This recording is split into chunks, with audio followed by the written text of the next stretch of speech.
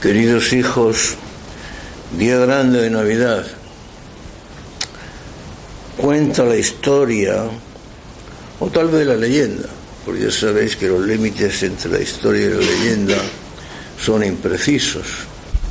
Muchas veces leyendas consideradas como ficción son en realidad verdaderas historias, y viceversa. Historias consideradas como verdaderas son en realidad auténticas leyendas. De manera que la frontera entre una y otra es imprecisa. Hoy en día existen o son consideradas con muchos eventos del pasado como verdaderas leyendas, lo cual es injusto, porque en realidad de verdad hoy existen muchas más leyendas que historias.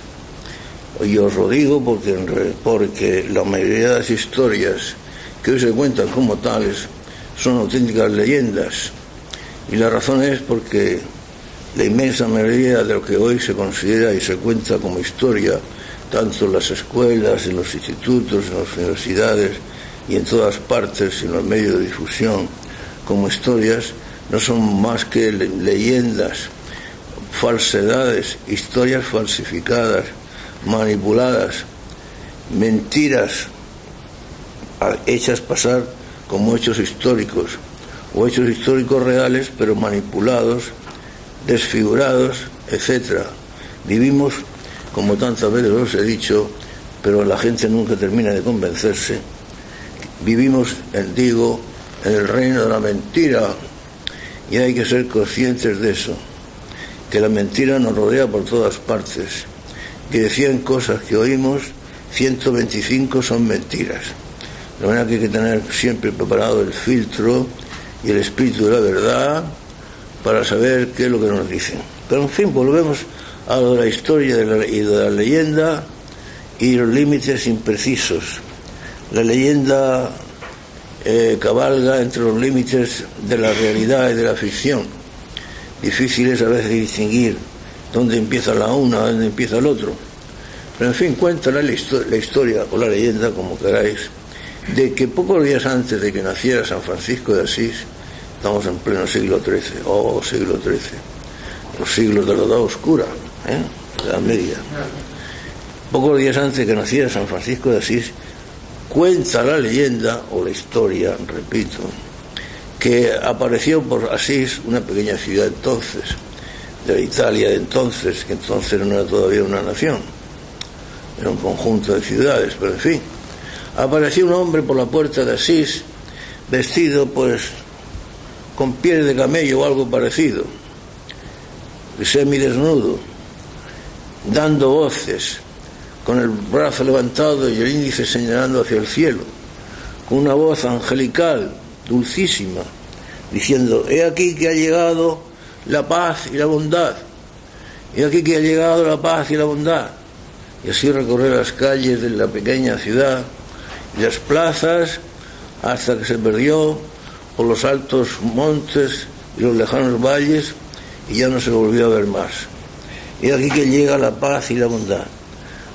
He aquí que llega la paz y la bondad. Siempre repetía esa frase.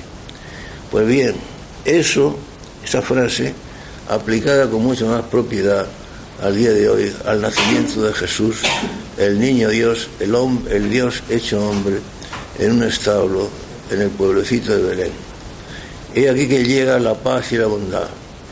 He aquí que llega la paz y la bondad. La paz entendida como era paz, y la bondad entendida como era bondad.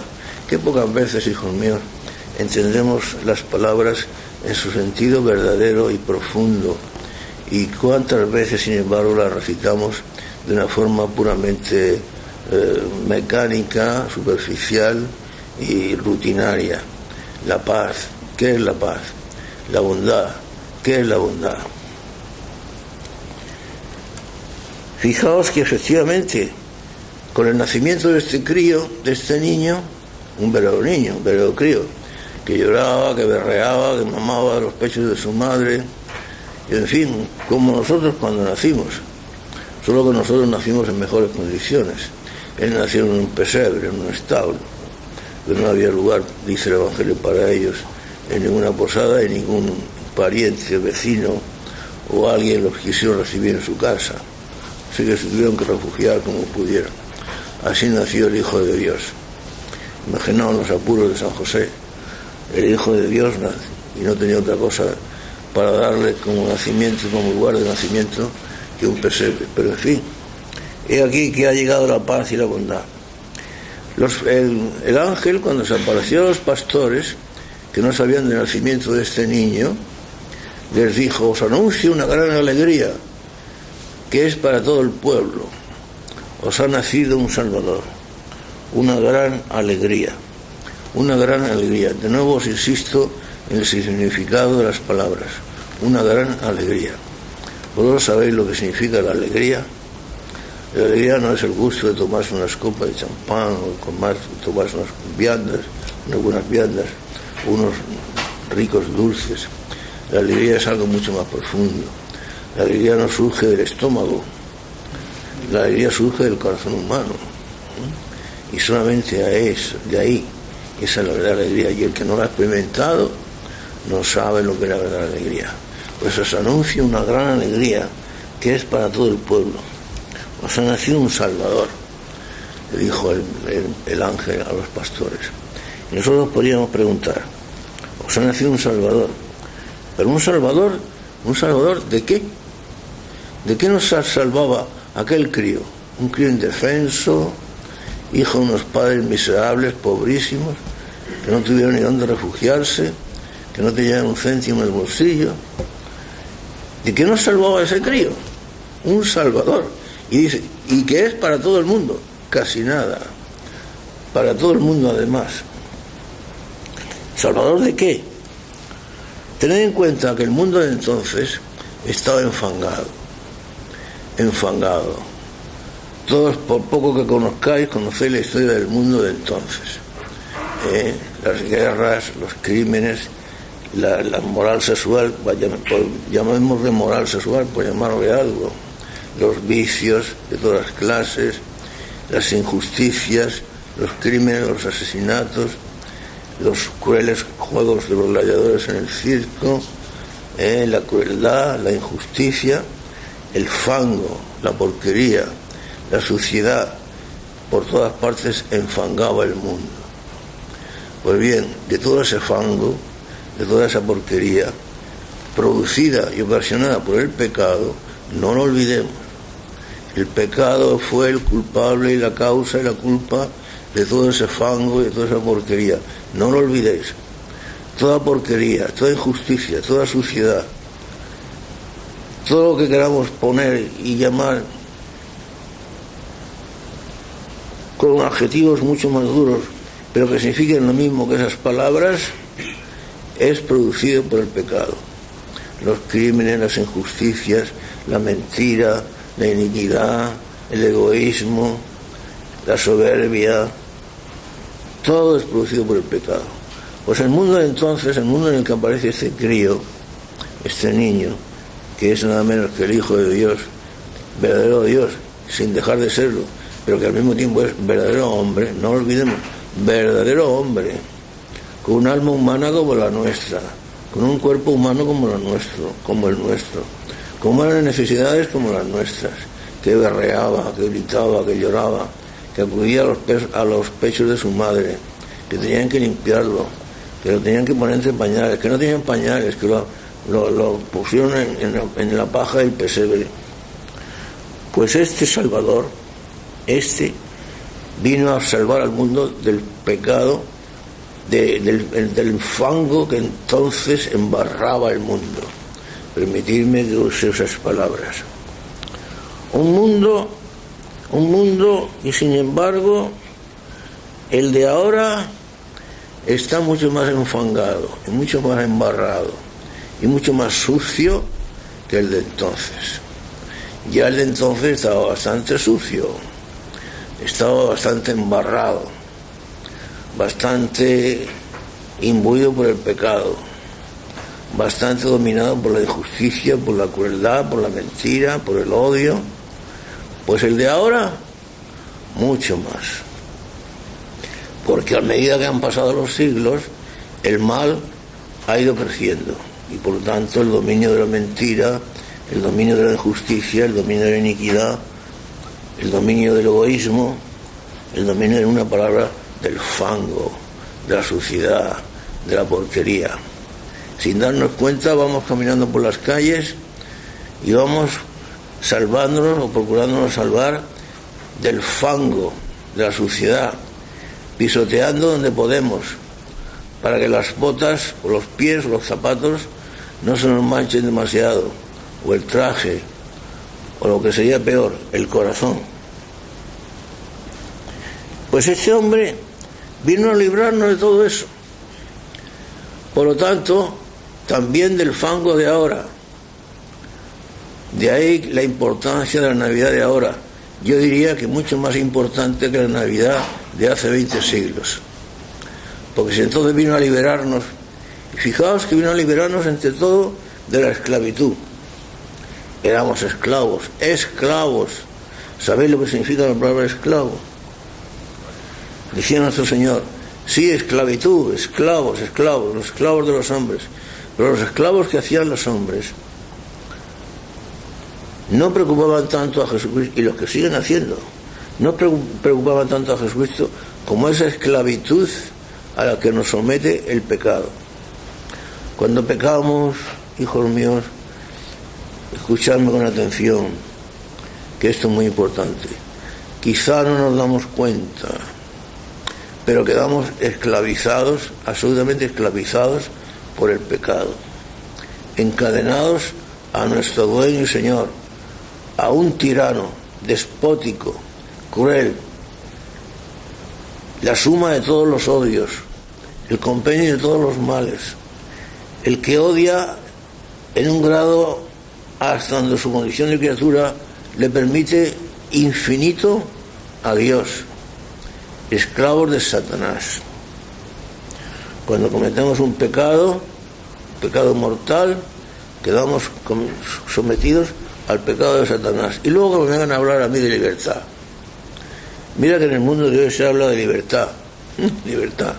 Otra mentira más. Las libertades, los derechos humanos. Pero ¿qué derechos humanos tienen unos esclavos? Pero ¿qué libertades gozan unos seres humanos que están absolutamente esclavizados? Fijaos, por ejemplo, de qué libertades gozamos en las sociedades civiles. ¿De qué libertades gozamos? Se habla mucho del derecho de expresión, se habla mucho de la independencia de los jueces, se habla mucho de la honradez de los políticos, se habla mucho de cómo los gobernantes procuran el buen común. Todo mentira, todo falsedad. Ni los jueces son independientes, los jueces hacen lo que les mandan a aquellos que los han nombrado, y los han nombrado los políticos, los gobernantes. La gente que tiene el dinero son los que practican los negocios sucios y los que le sacan la sangre a los que no tienen más remedio que dejarse sacar la sangre. La injusticia reina por doquier. La mentira pues campea por sus efectos, por sus campos, los negocios, a ver quién hace el negocio más sucio y a ver quién engaña más y mejor a su vecino. Este me engaña a mí, yo lo engaño a él. Aquellas leyes antiguas que habían quedado derogadas por Jesucristo, nuestro Señor, nuestro dulce Señor Jesús, como aquella de ojo por ojo y diente por diente, que traducido a nuestro lenguaje significa el que me la hace la paga. A mí me han matado a mi padre, yo mato al suyo. A mí me han robado, yo robo más. A mí me han engañado, yo trataré de engañar más. Ojo por ojo y diente por diente. Ama a tu prójimo y odia a tu enemigo. Todas estas consignas del mundo antiguo que habían quedado eliminadas y derogadas por Jesucristo nuestro Señor, que vino a establecer el amor entre los hombres, siguen vigentes. Y además, más vigentes que nunca. Por eso, el nacimiento de este niño, de este crío en Belén, significa la verdadera alegría. No la alegría esa fofa, boba, falsa e hipócrita que celebra la gente en las llamadas fiestas de Navidad y los llamados cotillones y cosas semejantes. No es la alegría que proporciona el champán en el estómago o las buenas viandas, que esa entra por los conductos, se gorgojita y se expulsa por los canales adecuados. Y ahí queda todo. Y esa es la alegría que llega al corazón humano, y esa es la alegría que perdura. Seamos sinceros y examínese cada cual a sí mismo, a ver si eso es lo que lo llena de alegría, lo llena de satisfacción y le da sentido a su vida. A ver, examínese cada cual a sí mismo. La verdadera alegría es la que nos trajo este crío, que nos trajo el triunfo, porque su nacimiento en ese establo de Belén, que parece que no significa nada, que parece pues una cosa propia de miserables y de pobretones, significa el triunfo de la verdad sobre la mentira. ¿Y sabéis lo que eso significa, hijos míos? ¿Sabéis lo que significa lo que es la mentira? Engañar al prójimo, estafar al prójimo, tratarlo como un animal, como una cosa, no tratarlo como una persona, el respeto que se merece otra persona al decirle la verdad. Es el respeto que cada hombre debe a cada hombre, a cada ser humano, porque somos hermanos. La mentira es una estafa, es un crimen. Pues ese es el nacimiento de este crío, aparentemente inocuo y propio de pobretones, significa el triunfo de la verdad sobre la mentira. Él dijo de sí mismo que él era la verdad. No que vino a traer al mundo la verdad o a decir la verdad. Yo soy la verdad. Y a partir de él sabemos lo que es la verdad. Y sabemos con toda seguridad que estar con él estamos en la verdad. Y estar sin él o fuera de él o apartado de él estamos en la mentira. Y cuando nos apartamos de sus palabras estamos en la mentira. Y cuando no seguimos sus enseñanzas nos metemos y nos sometemos a la falsedad.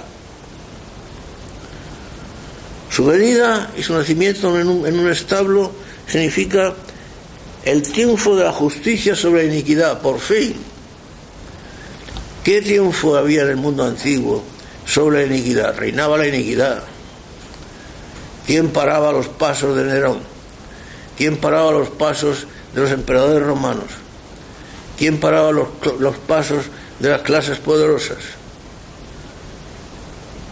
¿Quién paraba los pasos de una sociedad enloquecida, carente de principios éticos, que iba a los circos romanos a divertirse viendo cómo se degollaban los gladiadores? ¿Quién paraba los pasos de sociedades que habían llegado a vicios aberrantes como las ciudades de Sodoma y Gomorra, que llegaron a practicar vicios aberrantes que merecieron que cayera fuego del cielo, y así por el estilo? El triunfo de la justicia sobre la iniquidad, el triunfo de la belleza sobre la fealdad. Habrá cosa más bella, más hermosa, más sublime, más indescriptible, lo que se dice inefable, que eso es lo que significa la palabra inefable, inexpresable por palabras, que el nacimiento de Dios mismo, hecho un crío como nosotros cuando nacimos en un establo en Belén. Cuando San José cogió en sus manos aquel crío recién nacido, sabía que aquel crío que lloraba y berreaba era su Dios, el creador de los mundos, el creador del universo, el creador de todas las cosas. Y decirme, ¿habrá cosa más sublime, más hermosa y más bella que esa? El triunfo de la generosidad sobre el egoísmo. Todos los hombres tendemos a ser egoístas, a mirar para nosotros mismos, pero no a mirar para los demás. Y sin embargo, hijos míos amados, créanme, la felicidad está en mirar hacia los demás. decía Jesús, el buen Jesús, el Señor, nuestro Maestro, decía, hay más alegría en dar que en recibir. Estamos siempre deseando recibir, que nos den, que reconozcan nuestros derechos, pero no estamos dispuestos a reconocer nuestros deberes. Hay más alegría en dar que en recibir. El triunfo sobre la autenticidad, sobre la farsa. Hoy vivimos en un mundo de farsas y de engaños, de teatro, tanto en el mundo civil como en el mundo eclesial. El teatro y la farsa.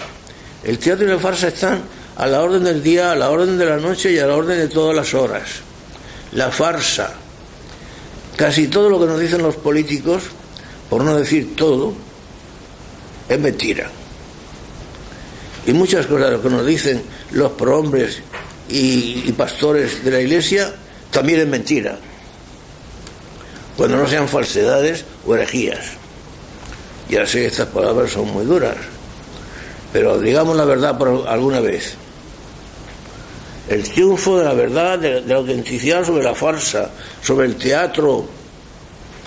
Cuántas actitudes vemos en la vida civil e incluso en la vida eclesiástica que parecen conducidas por buenas intenciones y sin embargo en el fondo llevan la animosidad del demonio, del veneno de Satanás.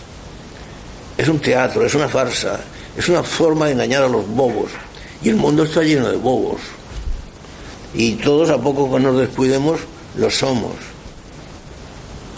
Es el triunfo, el nacimiento de este crío en el establo, de la luz sobre las tinieblas. ¿Cómo no nos vamos a alegrar?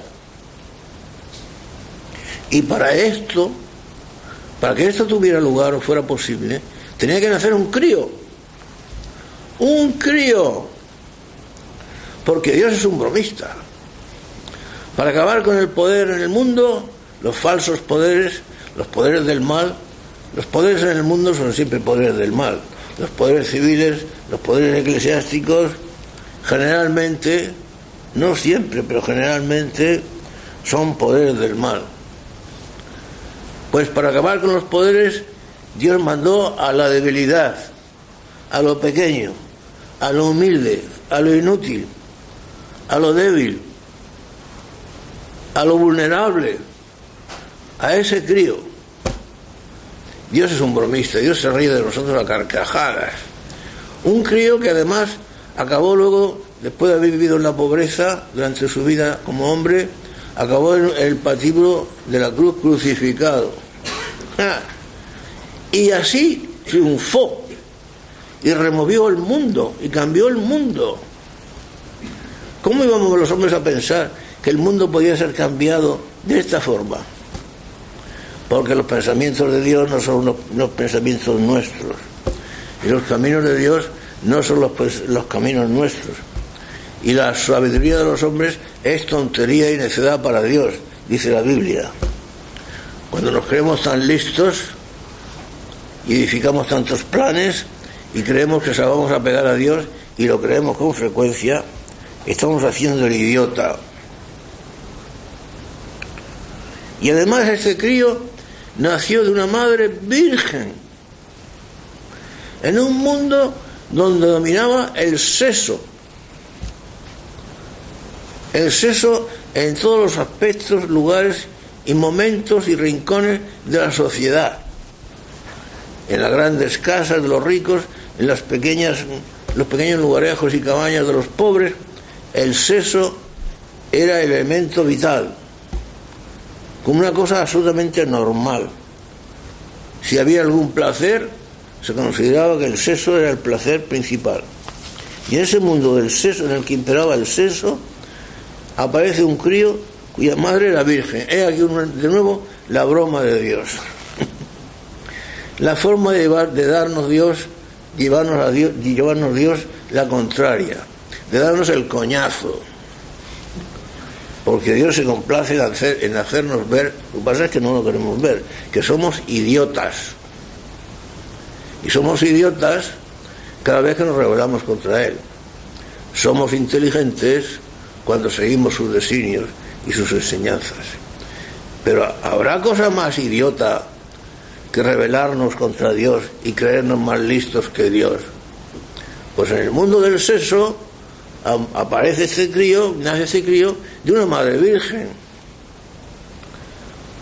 Cuando San Pablo iba por el camino de Damasco persiguiendo a los cristianos, oyó una voz del cielo que decía: pero Pablo, Pablo, ¿por qué me persigues? Te empeñas en pegar coces contra el aguijón. El aguijón es una especie de clavo o de punta aguda de un animal en forma de cuerno. Pegar coces contra el aguijón, pues el aguijón se clava cada vez más en la coz. La coz, al fin y al cabo, por eso le ponen a los caballos herraduras. La coz es parte del caballo, es carne, es tierna. Bueno, que es pegar coces contra el aguijón, que es lo que hacemos nosotros cada vez que nos rebelamos contra Dios, pegar coces contra el aguijón. Por eso la Navidad de este año es la Navidad de la mayor alegría de la historia de la humanidad. Y quizá os sorprenda esta afirmación mía, pero sin embargo la voy a razonar. ¿Por qué? Porque en el mundo y en la Iglesia, en ambos, jamás ha habido tanto fango, tanta suciedad y tanta porquería y tanto pecado, que es la causa del fango de la sociedad y la porquería, como ahora. Luego la Navidad de ahora, que viene a librarnos de ese fango y esa porquería, es la Navidad que tendría que producir en nosotros mayor motivo de gozo y de alegría.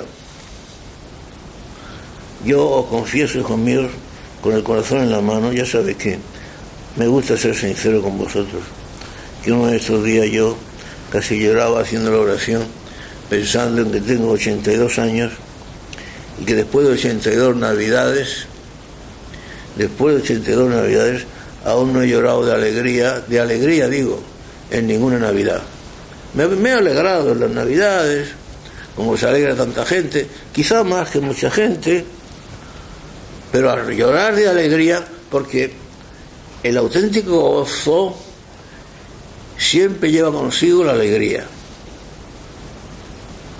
La alegría puede ser de tristeza, pero puede ser también de gozo, como decía Gandalf, que no todas las lágrimas son de tristeza. La auténtica alegría, si es verdadera alegría, si es muy grande, si nace de lo más profundo del corazón, va siempre acompañada de lágrimas. El hombre no puede sentir una alegría profunda sin llorar profundamente. Pero yo sentí una dolorosa y profunda pena de haber pasado 82 Navidades sin haber llorado en ninguna, a lágrima viva de alegría por el acontecimiento que supone la Navidad. Yo lo digo de todo corazón. Sí, yo digo que es la Navidad que trae consigo mayor alegría que jamás en toda la historia de la humanidad, porque en estos momentos en que estamos viviendo no ha habido nunca más fango y suciedad que la que hay actualmente en el mundo y en la Iglesia.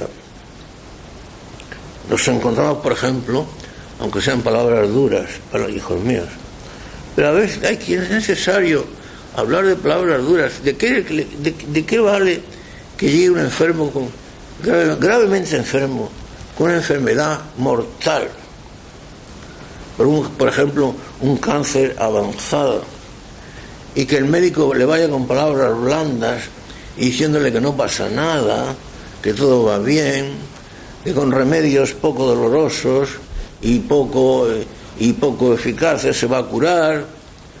Mentiras sobre mentiras. Si los males son grandes, necesitan remedios grandes. No vale andarse con mentiras, ni con eufemismos, ni con palabras suaves, ni con mirar para otro lado, ni con hacer como la avestruz, que esconde la cabeza para no mirar, para no ver el peligro, o sentirse indiferente como aquí no pasa nada, o esto no va conmigo, como hacen millones de cristianos. Es necesario que el médico le diga al enfermo lo que le pasa, y que si no acepta remedios urgentes, graves y realmente eficaces, corre peligro de morir. Pues igual nos pasa a nosotros, pero en el orden espiritual. Digo que es más fango que nunca. Nos encontramos, por ejemplo, en la Iglesia con una cantidad de obispos pelotilleros, amantes de sus cargos, que no piensan en otra cosa más que mantenerlos a toda costa. Obispos mudos, con las manos atadas, que jamás avisan a su rebaño porque lo abandonan, y jamás le avisan de los peligros que corre el rebaño, y mucho menos proporcionar al rebaño pastos abundantes de doctrina pura, fresca y auténtica. Y esto es abundantísimo. Esto es lo que realmente reina, lo que realmente existe hoy día en la Iglesia. No nos engañemos. Decir otra cosa es decir la mentira. Esto es lo que abunda.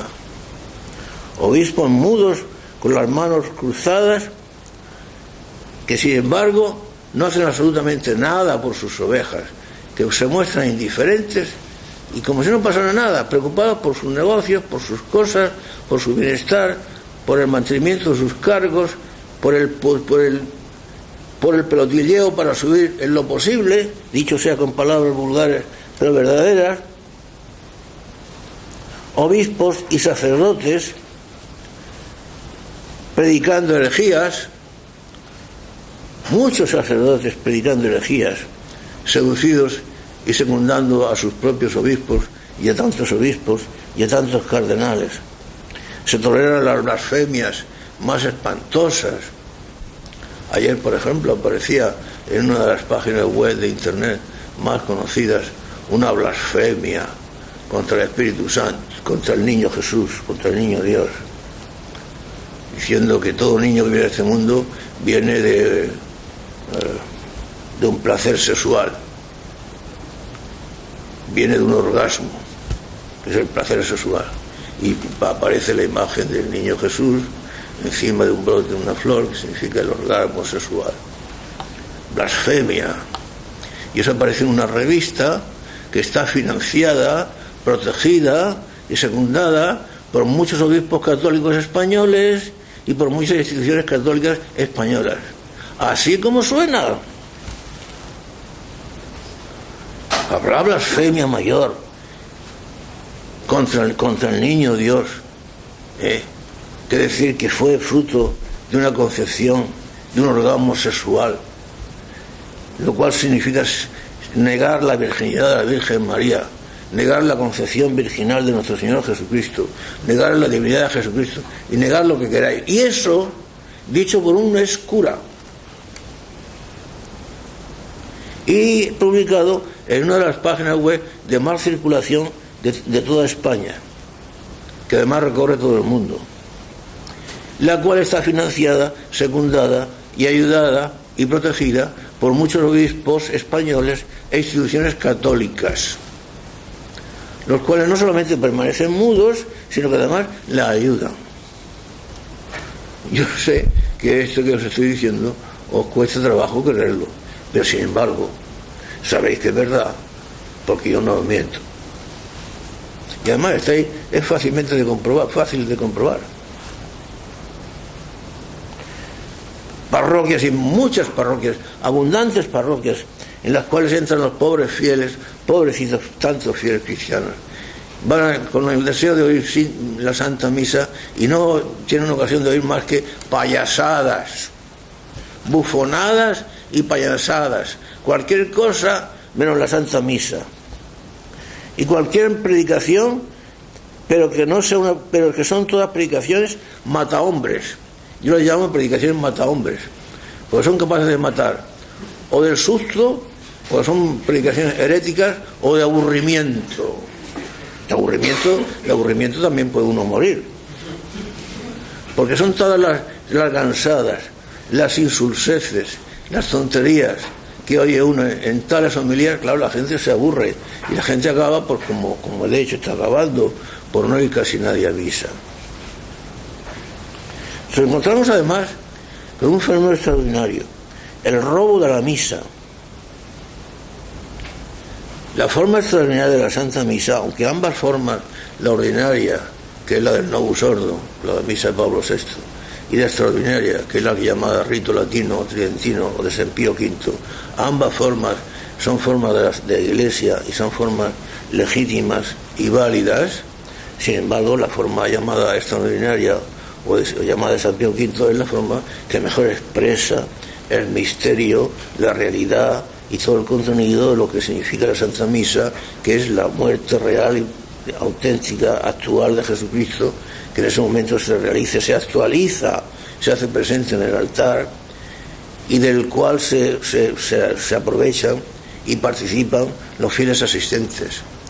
Las ceremonias solemnes, las oraciones solemnes, en las que se expresa con toda solemnidad y toda profundidad cómo el culto es teocéntrico, es decir, dirigido a Dios, y no homocéntrico, dirigido al puro hombre para satisfacer a la gente.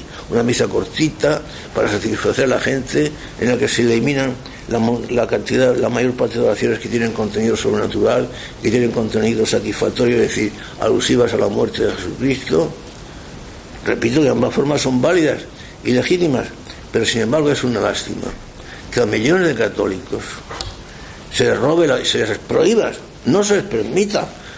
Y el caso es que es válida, la Iglesia la tiene permitida, está absolutamente válida y permitida por la Iglesia, pero de hecho son muchos los obispos e infinidad de los sacerdotes que impiden a los fieles que asistan a la misa llamada la de siempre, la Iglesia celebró desde la época apostólica, la misa de siempre, que es la misa auténticamente rica. Yo conozco a muchos seglares, a muchos laicos que hacen en diversos lugares, tanto en España como en el extranjero, en Estados Unidos y en España mismo, hasta hacen 2 y 3 y 4 horas de automóvil cada domingo para poder asistir a la misa llamada de San Pío V, porque en sus pueblos y en lugares de residencia no existe esa misa y está prohibida.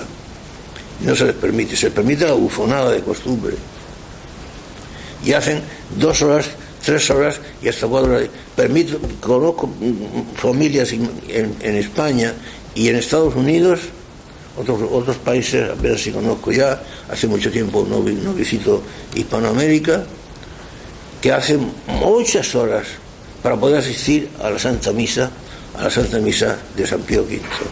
Yo exhortaría a muchos fieles a que, aunque ambas formas son, repito, legítimas y verdaderas, no se priven de aquella que contiene la mayor riqueza, la mayor profundidad, la mayor expresividad de la muerte de Jesucristo, y la que les proporciona las mayores oportunidades y gracias para participar de la muerte y de los sufrimientos de Jesucristo, sin la cual participación en la muerte y el sacrificio de Jesucristo, primero, no hay posibilidad de verdadera alegría, no hay posibilidad de auténtica y profunda vida y existencia cristiana, y es además el mejor camino de salvación.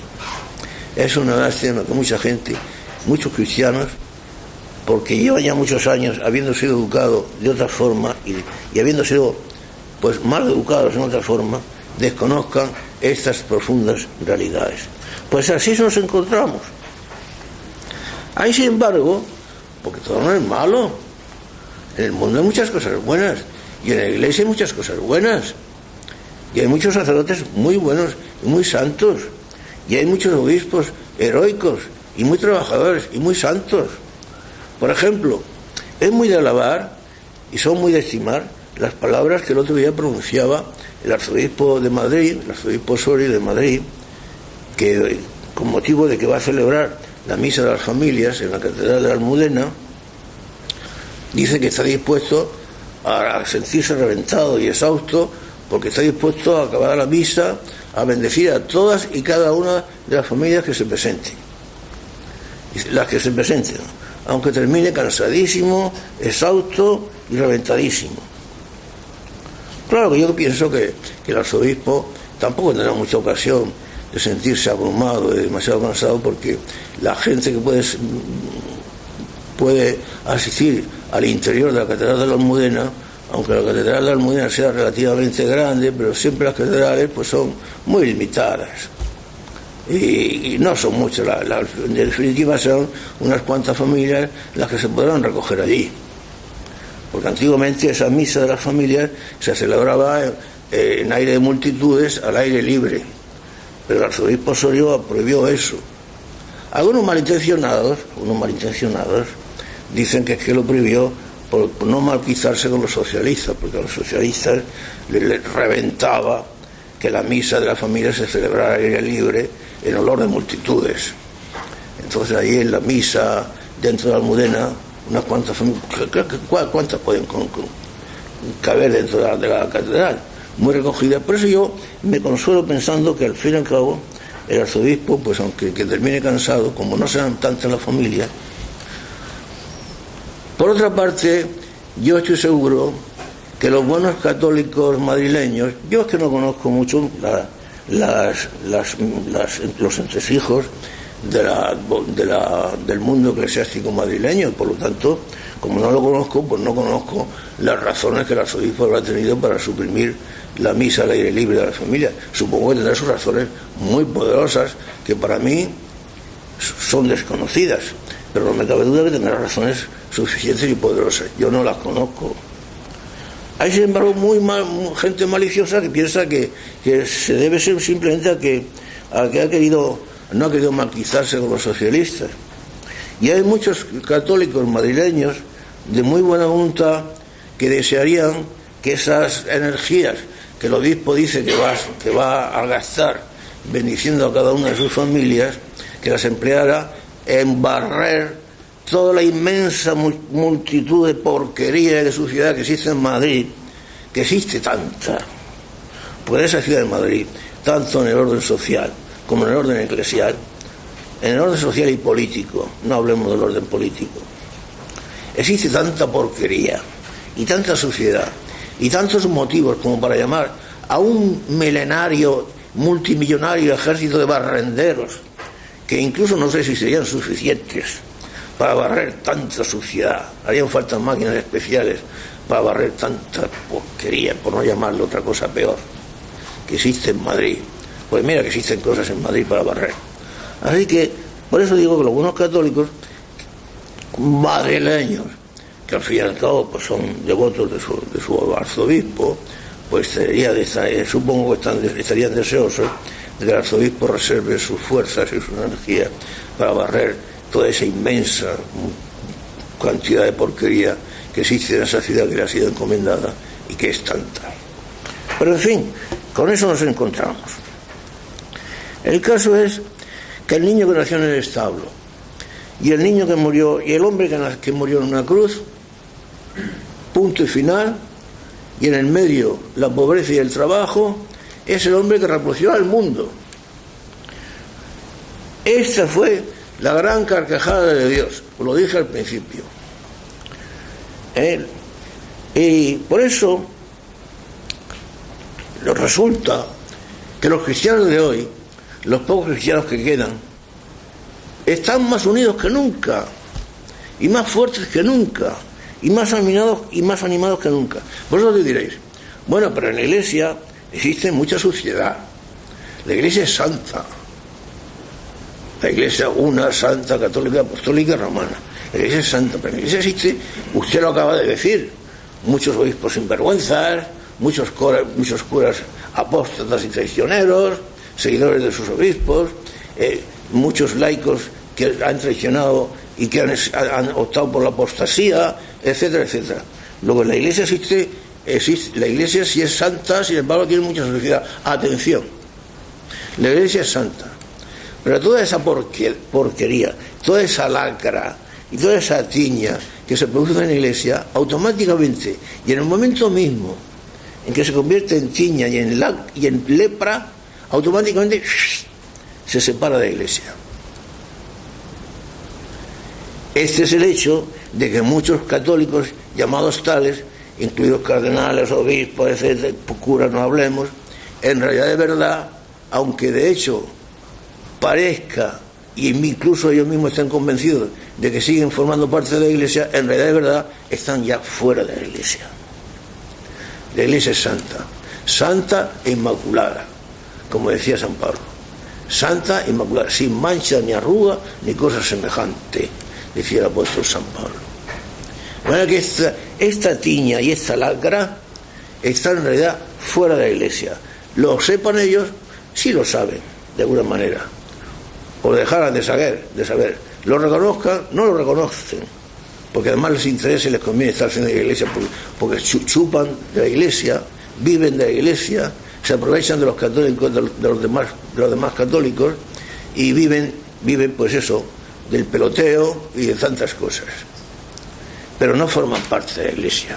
La Iglesia sigue siendo santa. Y los católicos, los pocos que quedan, pero que por eso mismo son auténticos, son más auténticos que nunca y son más fuertes que nunca, porque fijaos, si el mal es grande ahora mismo en la Iglesia, si el peligro es muy grande actualmente en la Iglesia, ese mismo peligro y ese abundante mal han producido como reacción que los católicos, que antes estaban más o menos dispersos, se unan más que nunca, se sientan más unidos que nunca, se ayuden más que nunca, se sientan más unidos que nunca. Cada día hay más católicos, más sacerdotes que quieren ser auténticos sacerdotes, sobre todo entre el clero joven. El clero viejo, hay mucho clero mayor que se conserva fiel a su fe, pero es admirable cómo en el clero joven es abundante, cada vez más abundante, el mayor número de sacerdotes jóvenes que quieren vivir su fe auténtica, que están enamorados y que desean a toda costa aprender la misa de San Pío V, la misa que la Iglesia celebró durante tantos siglos. Los seglares que siempre han sido en definitiva los laicos, la salvación de la Iglesia, como lo fueron en el tiempo del arrianismo. Los laicos están cada día más unidos. No son muchos, porque como yo le llamo la Iglesia catacumbal, la iglesia catacumbal que vive en forma de catacumba porque está perseguida. La auténtica Iglesia está perseguida. Una señal más de que es la auténtica Iglesia, porque el mundo perseguirá como me persiguió a mí, decía nuestro Señor Jesús. De manera que fijaos una cosa, como decía el gran Papini,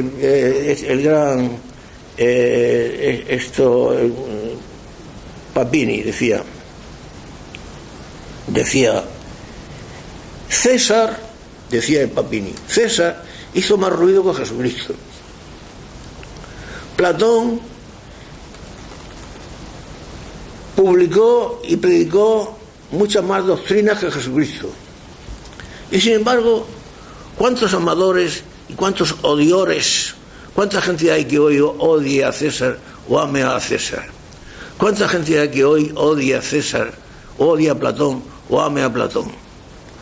Y sin embargo, ¿cuánta gente hay cada día más que amen a Jesucristo y que odien a Jesucristo? Y cuanto más abundan los que odian a Jesucristo, más abundan los que aman a Jesucristo. De César hoy día ya se acuerdan los historiadores, de Platón hoy día se acuerdan los filósofos, pero Jesucristo sigue más vivo que nunca. Y la prueba de que sigue más vivo que nunca es que hoy día se le combate más que nunca y se le odia más que nunca, y que sus enemigos son más fuertes que nunca. Por eso hablaba yo de que esta Navidad es la más hermosa de todas las Navidades de la historia. Y por eso hablaba yo de que nos tiene que llenar de alegría más que a ningún otro cristiano de todos los que hasta ahora han existido. Este niño vino a revolucionar al mundo. Este niño sigue más vivo que nunca. Como dice la Biblia, Jesucristo es el mismo ayer y hoy y por siempre. Y no hay quien pueda con él. Nadie se acuerda de César, los historiadores. Y por supuesto ni tiene quien le ame, ni tiene quien le odie, como Platón. Se le estudia, pero no se le odia ni se le ama. En cambio a Jesucristo se le ama y se le odia, lo cual indica que sigue vivo. ¿A quién se le odia o se le ama? A quien está vivo. Jesucristo está más vivo que nunca, y la prueba está en que se le odia más que nunca. Pero ese odio, que es mayor que nunca, hace que los auténticos católicos tengan más fuerza que nunca, se sientan más auténticos que nunca, se sientan más fuertes en su fe que nunca, se sientan más unidos a Jesucristo que nunca, se sientan más dispuestos a amar a Jesucristo que nunca. Y van formando una fuerza con la cual jamás podrán los enemigos de Dios, porque las puertas del infierno no prevalecerán contra la Iglesia. Y termino porque este crío, armó tal jaleo, este crío cuyo nacimiento hoy celebramos, si tuviéramos, no tenemos tiempo, armó tal jaleo, ya os digo, un crío que nace en un establo y como hombre muere en una cruz crucificada, en un patíbulo. ¡Ja! Y sin embargo, menudo jaleo. Predicó las bienaventuranzas. Bienaventurados los pobres, bienaventurados los que sufren, bienaventurados los mansos, bienaventurados los que son perseguidos. Pero habrá mayor revolución que eso. Habrá mayor bofetada propinada al mundo que eso, porque eso es todo lo contrario de lo que piensa el mundo. Hoy día se habla, por ejemplo, mucho de la misericordia.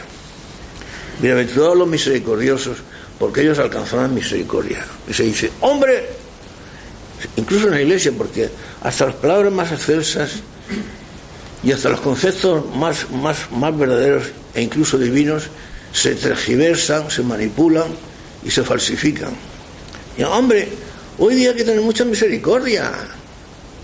Hay que tener misericordia con la gente que no puede estar dentro de la Iglesia porque a lo mejor viven en adulterio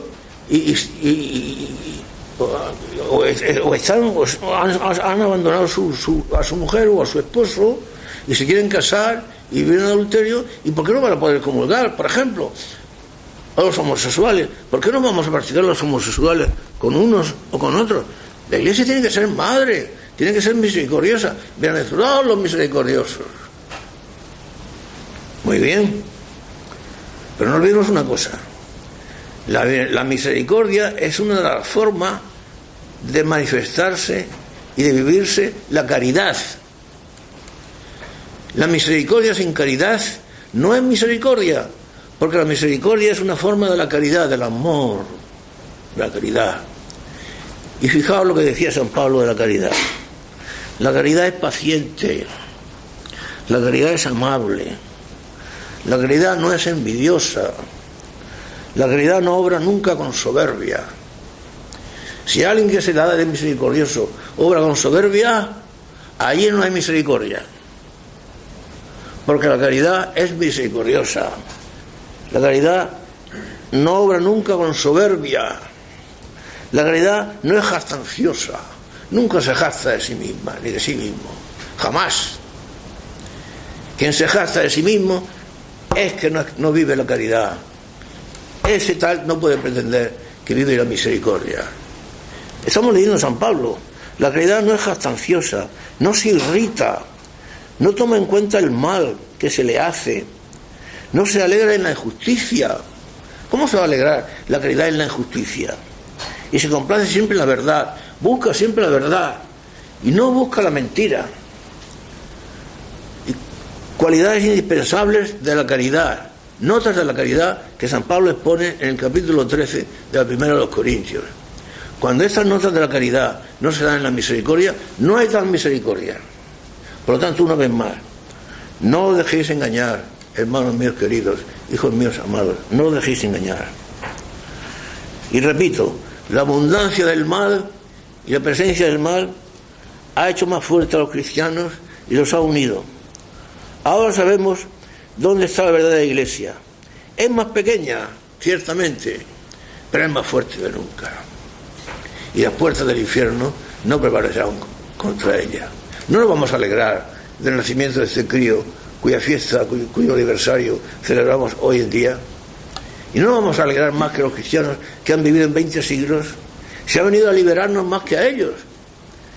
Se ha venido a limpiarnos más que a ellos los pudo limpiar. Se ha venido a acabar con una injusticia mayor que la que en 20 siglos se ha venido cometiendo. ¿Por qué nuestra gozo y nuestra alegría no va a ser tan grande?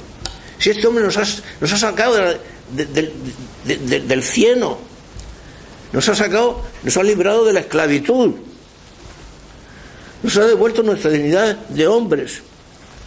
Nos ha enseñado el camino de la alegría perfecta. Nos ha vuelto a hacer hijos de Dios. Nos ha devuelto la dignidad y el respeto a nosotros mismos y el respeto a los demás. ¿Cómo no nos vamos a sentir hoy en día llenos de gozo y llenos de alegría? Que así sea para vosotros, hijos míos, hermanos míos queridos, todos.